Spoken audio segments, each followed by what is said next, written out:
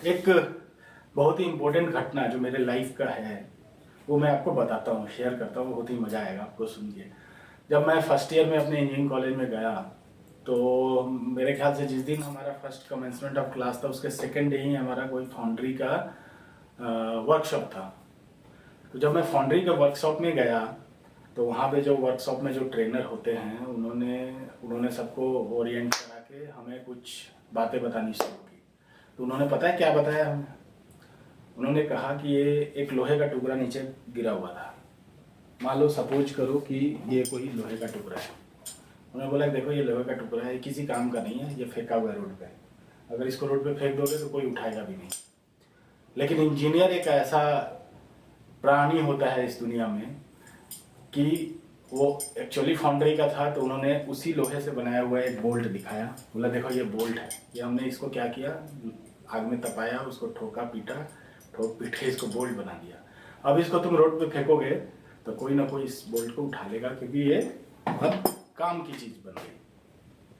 बोला ये चीजें मैं आपको क्यों बता रहा हूँ? मैं इसलिए बता रहा हूँ कि एक इंजीनियर और डॉक्टर में क्या फर्क है। डॉक्टर है जब तक लाइफ है तब तक डॉक्टर का काम है, जिस समय लाइफ खत्म डॉक्टर की काम खत्म। लेकिन एक इंजीनियर ऐसा प्राणी होता है कि कोई निर्जीव चीज में भी वो जान डाल सकता है। तो इसीलिए इंजीनियर जो है वो ज्यादा इंपॉर्टेंट है हमारे सोसाइटी के लिए। डॉक्टर भी इंपॉर्टेंट है बट इंजीनियर ज्यादा as a point of view of him. उन्होंने जो बोला उनके पॉइंट ऑफ व्यू से वो हमें ये समझाना चाहते थे कि आप कितना इंपॉर्टेंट हो। और इस वीडियो में भी मैं यही बातें करूंगा कि आप सोसाइटी के लिए कितने इंपॉर्टेंट हो।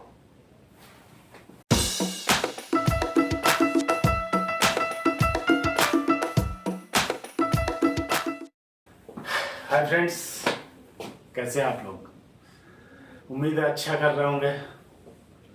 और इस वीडियो में भी मैं आपसे कुछ बात ही करूंगा। पढ़ाई लिखाई का तो स्टाइल आजकल मैंने चेंज किया हुआ है। और अगर आपको जो मैंने नए तरीके से वीडियो डालने शुरू किए हैं, अगर आपको उसमें कोई प्रॉब्लम लगे, कुछ ऐसा लगे कि थोड़ा कम इम्पेक्ट आ रहा है, तो आप मुझे बताइएगा ज़रूर। वैसे कुछ दिनों के लिए मैं इस तरह से केवल वाइट बोर्ड आपको दिखेगा, मैं नहीं दिखूंगा। ये कुछ दिनों के लिए है, 1-2 महीने के लिए। उसके बाद मैं फिर नॉर्मल क्लासेस पे आ जाऊंगा। चलिए, वो तो एक अलग बात थी। मैंने ये वीडियो आपके साथ कुछ और बात करने के लिए बनाया है। क्यों बनाया है? क्योंकि मैंने एक वीडियो बनाया था, आंखें खोलो इंजीनियर, और बहुत अच्छा इफेक्ट पड़ा है उस वीडियो का आप लोगों के ऊपर। और मैं चाहता हूं कि इस कड़ी में मैं थोड़ी सी बातें और भी आपसे करूं। उस वीडियो में मैंने बहुत सारी नेगेटिव बातें आपसे की थी कि हमारे कॉलेजों का क्या हाल है, या बच्चे किस तरह के पहुंच रहे हैं, और क्या नौकरी और जॉब्स में क्या स्थितियां हैं। तो इन सारी बातों को जानकर बहुत सारे लोगों ने बहुत अच्छे अच्छे प्रॉमिस भी मुझे किए हैं, और उन्होंने ये कहा है कि वो अपने करियर को और अपने पढ़ाई लिखाई को ज़्यादा बेहतर तरीके से सीरियसली लेने वाले हैं। तो मुझे बहुत ही अच्छा लगा कि मेरी बातें सुनकर अगर कोई अपने पढ़ाई लिखाई के नज़रिए को चेंज कर रहा है, तो ये मेरे लिए बहुत बड़ा एक अचीवमेंट ही मानता हूँ अपने लिए। अब मैं थोड़ा सा, एक दूसरा पक्ष है हमारे समाज में, सोसाइटी में, इंजीनियर बनना, डॉक्टर बनना लोग इसलिए बनते हैं क्योंकि उनके माँ बाप या वो किसी से अफेक्टेड होते हैं। लेकिन इंजीनियर का क्या काम होता है सोसाइटी में, वो कितना इम्पोर्टेंट है हमारी सोसाइटी के लिए, ये ज़्यादातर लोग नहीं जानते। जिसकी वजह से एक जो है इंटरेस्ट की कमी हो जाती है उनके अंदर। क्योंकि अगर आप कुछ काम कर रहे हो और आपको पता ही नहीं है कि इस काम का होने क्या वाला है, आप जो पढ़ाई कर रहे हो इसका क्या इस्तेमाल है, तो डेफिनेटली आपका उसमें ज़्यादा मन नहीं लगता। तो बहुत सारे कम लोग, 2-4% लोग ही होंगे जिन्हें एक्चुअल में इंजीनियरिंग पढ़ाई का सोसाइटी में क्या योगदान है वो उन्हें पता होता है। तो मैं थोड़ा सा ब्रीफ इस वीडियो में आपको करूंगा कि आप सोसाइटी के लिए कितने इम्पोर्टेंट हैं। और जब आप अपना इम्पोर्टेंस समझेंगे तो डेफिनेटली आप चाहेंगे कि आप सबसे बेहतर इंजीनियर बन सके, अपने आप को सबसे बेहतर बना सके। तो आज मैं बेसिकली सिविल इंजीनियर की बात करूंगा।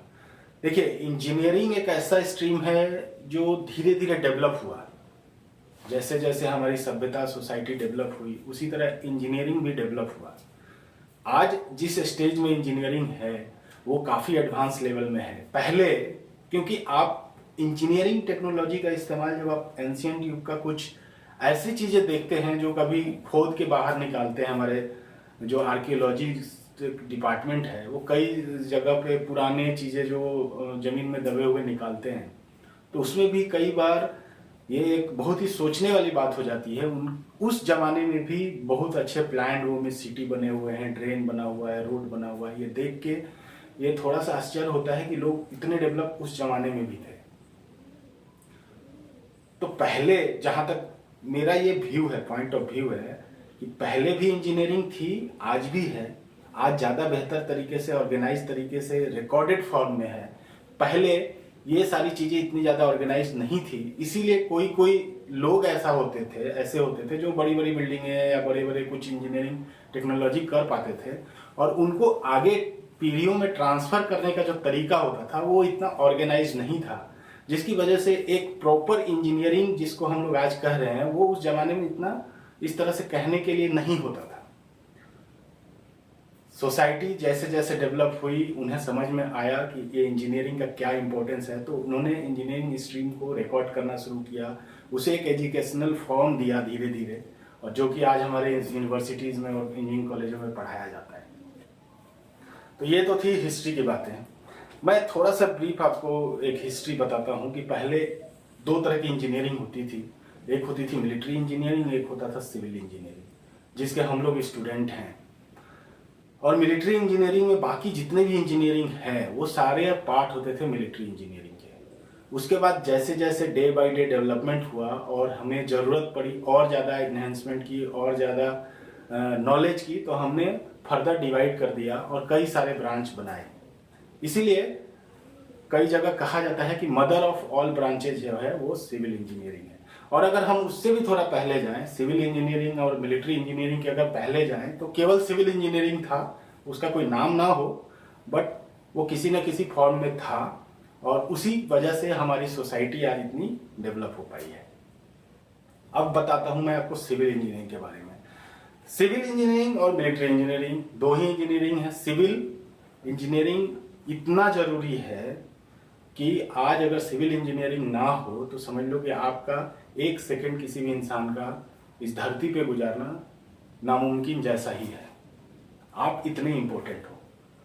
और भी इंजीनियरिंग स्ट्रीम है हमारे लाइफ में, सभी इंजीनियरिंग स्ट्रीम का बराबर ही योगदान है आज के डेट में, कह सकते हैं। लेकिन फिर भी मैं ये कहूँगा कि एक सिविल इंजीनियरिंग, उसका नाम जैसे उसका नाम है उस हिसाब से आपके सुबह उठने से लेके शाम के सोने तक हर पग पग पे सिविल इंजीनियरिंग आपके जिंदगी में आपसे रूबरू होता रहता है। आप खुद सोचो कि जब आप बाथरूम में जाते हो तो आप कितना आसानी से, बाथरूम में कितनी चीजें होती हैं। आपके बाथरूम में होता है नल जिससे आप पानी निकलता है, उस पानी को आपसे आप नहाते भी हो। आप एक WC या कहो कमोड का इस्तेमाल करते हो। आप उसमें अपना नाइट सॉइल वेस्ट उसमें डिस्पोज करने का एक ऑटोमेटिक सिस्टम भी आपने बना रखा है।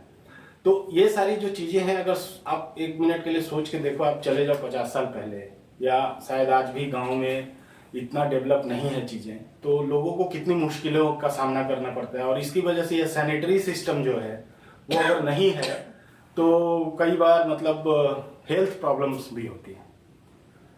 तो जितनी भी जिंदगी से रिलेटेड जितनी भी चीजें हैं उनको ज्यादा बेहतर तरीके से बेहतर बनाने के लिए और हमारे जिंदगी को आसान बनाने के लिए ही सिविल इंजीनियरिंग डेवलप हुआ है और डे बाय डे डेवलप हो रहा है। चाहे वो आपके वेस्ट मैनेजमेंट से हो, वेस्ट डिस्पोजल से हो, चाहे वाटर सिस्टम है, पीने का पानी है, वाटर सिस्टम डिस्ट्रीब्यूशन हो, चाहे आपकी बड़ी बड़ी जो मल्टी स्टोरी बिल्डिंगें बन रही हैं, चाहे वो मल्टी स्टोरी बिल्डिंगें हो, चाहे रोड हो, मतलब कम्युनिकेशन का जितना भी सिस्टम है, ट्रांसपोर्टेशन हो, चाहे वो रेलवे हो, चाहे वो रोडवेज हो, हर चीज, या ट्रैफिक इंजीनियरिंग, हर चीज ये आपके सिविल इंजीनियरिंग के अंदर आता है। पॉल्यूशन कंट्रोल,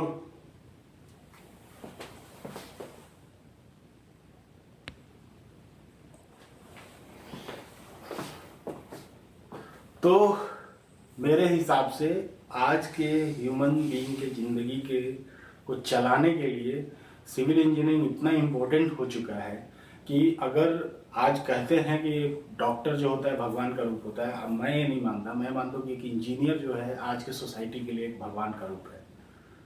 तो एक इंजीनियर इतना ज़्यादा रिस्पॉन्सिबल पर्सन है कि अगर उसको एक भगवान का दर्जा दिया जा सकता है तो उसको भी उस तरह से नॉलेजेबल होना चाहिए।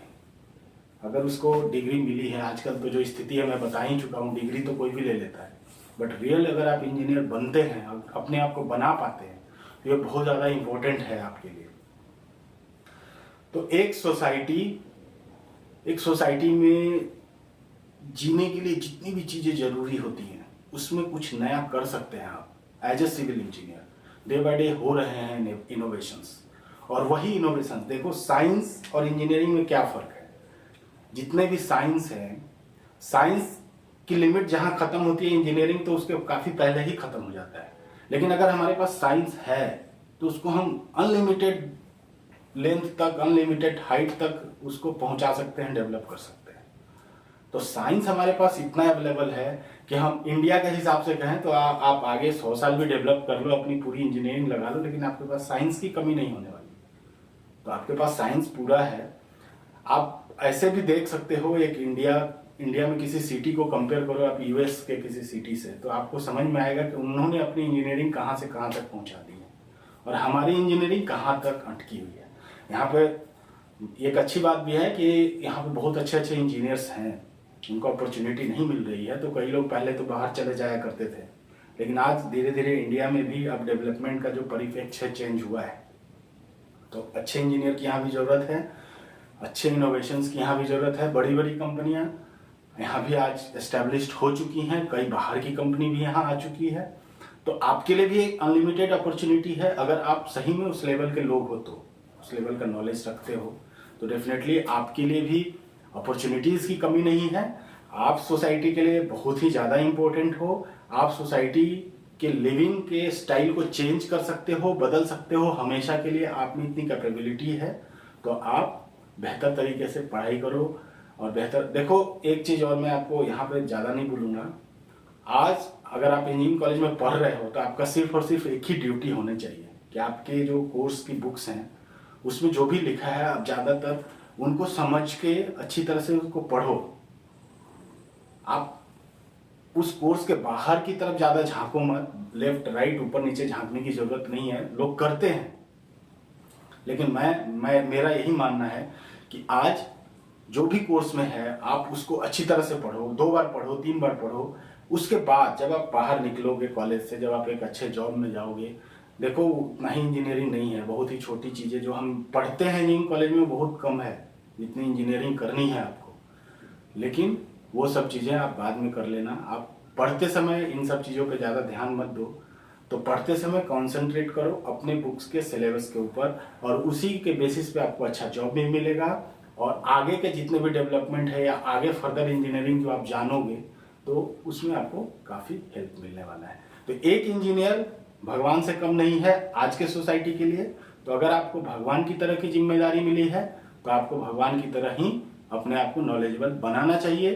तो मेहनत करो, खूब मेहनत करो, खूब मेहनत करो और अपने आप को अच्छा इंजीनियर बनाओ। तो इस वीडियो में खासकर इतना ही। मुझे पूरी उम्मीद है कि इस वीडियो को देखने के बाद आपके अंदर एक ऊर्जा का संचार हुआ होगा और आपको अपना रेस्पॉन्सिबिलिटी सोसाइटी के प्रति समझ में आया होगा। तो आज के बाद आप अपने आप को बेहतर तरीके से डेवलप करने के लिए कोशिश करोगे, और अगर आपने कोशिश शुरू की तो इस वीडियो का सक्सेस इसी में है। तब तक के लिए इतना ही, मिलते हैं अगले वीडियो में। Bye bye.